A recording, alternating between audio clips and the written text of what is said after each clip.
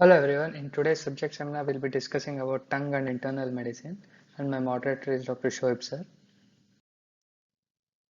Tongue is a muscular organ situated in the floor of the mouth and it may be affected as a part of oral disease or a sign of a systemic diseases. Coming to the anatomy of the tongue, it has two surfaces, the superior surface and the inferior surface. The superior surface is divided into three parts, the anterior two-third part called as the oral part, the posterior one-third part called as the pharyngeal part and the base of the tongue. There is a V-shaped sulcus which divides the tongue into anterior and posterior parts called as the terminal sulcus, and the apex of the sulcus marked by a pit called as the foramen cecum. Foramen cecum is an embryological remnant and it marks the upper end of the thyroglossal duct. Coming to the anterior two-thirds of the superior surface, which is also called as oral part, it comprises of a median furrow. It has rough surface due to presence of papillae, and it is surrounded anteriorly and bilaterally by teeth, and it is a mobile part of the tongue. Coming to posterior part, which is the posterior one-third, it lies behind the sulcus terminalis.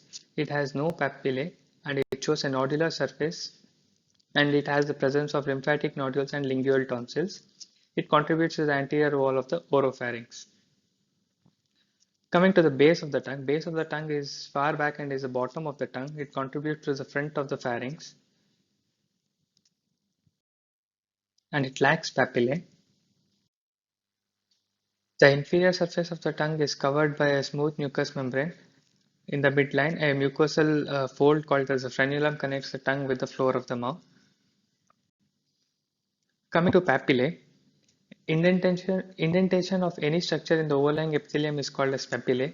Superior surface of the tongue is covered by numerous papillae and they have taste buds on their surfaces.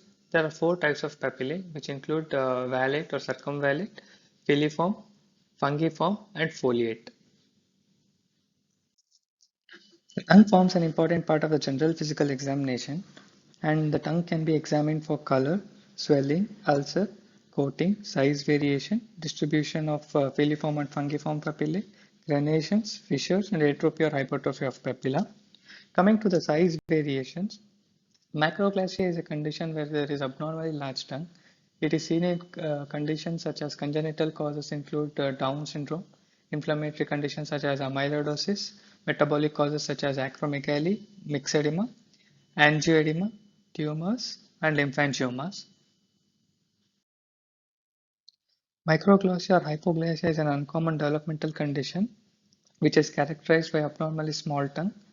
In some cases, the entire tongue may be missing, and in such cases, it is called as aglossia. Other conditions where microglossia can be seen is pseudobulbar palsy, facial hemiatrophy, marked dehydration, and starvation. Coming to various colors of the tongue, a blue tongue is seen in conditions which cause central cyanosis. A brown tongue is seen in conditions such as uremia and acute liver necrosis.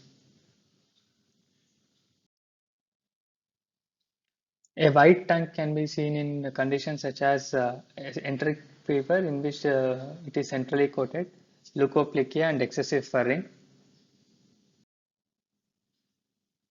A scarlet red tongue is seen in condition which is the niacin deficiency. A dark red tongue can be seen in polycythemia and also in riboflavin deficiency. Black tongue is seen in conditions such as melanoglossia, bismuth and iron poisoning, and sometimes antibiotics such as penicillin. A slate blue tongue is seen in hemochromatosis.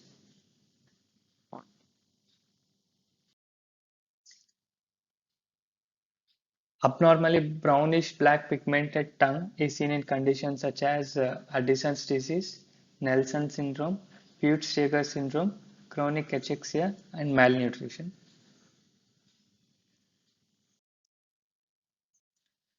Dry tongue is seen in various conditions which include dehydration, hemorrhage, mouth breathing, and obstructive sleep apneas, uremia, coma, atropine or belladonna poisoning, and Sjogren's syndrome. Coming to ulcers of the tongue, the ulcers can be either solitary ulcers or multiple ulcers. The causes for solitary ulcers include tuberculosis, carcinoma, syphilis, and dental irritation.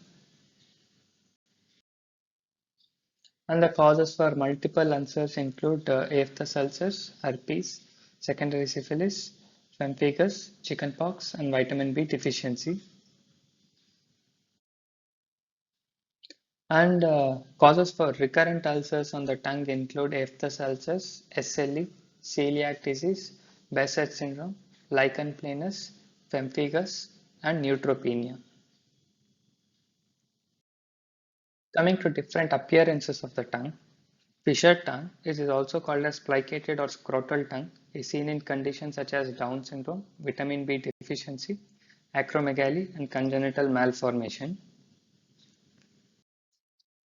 Geographic tongue, which is an asymptomatic inflammatory condition with rapid loss and regrowth of filiform papillae, leading to denuded red patches wandering across the surface of the tongue.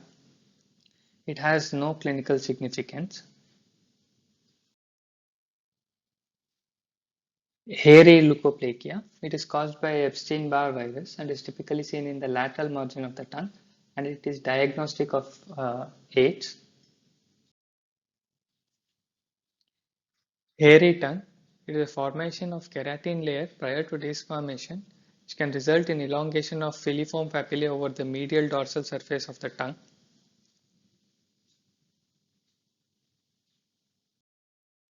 Median rhomboid glossitis. It is a red depapillation of the rhomboid area at the center of the dorsum of the tongue, which is associated with candidiasis, and it is a marker of immunodeficiency disorders. Bald tongue. It is a diffuse atrophy of the papillae. It is seen in conditions such as pellagra, xerostomia, iron or vitamin B12 deficiency disorders.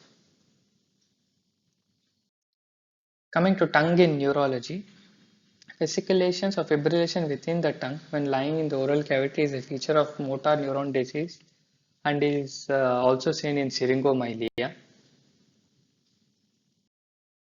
Wasting of half of the tongue is due to hypoglossal nerve palsy and it deviates to the same side on protrusion. Myotonia can be better demonstrated in a tongue with myotonic dystrophy, and spastic tongue is due to pseudobulbar palsy. Thank you.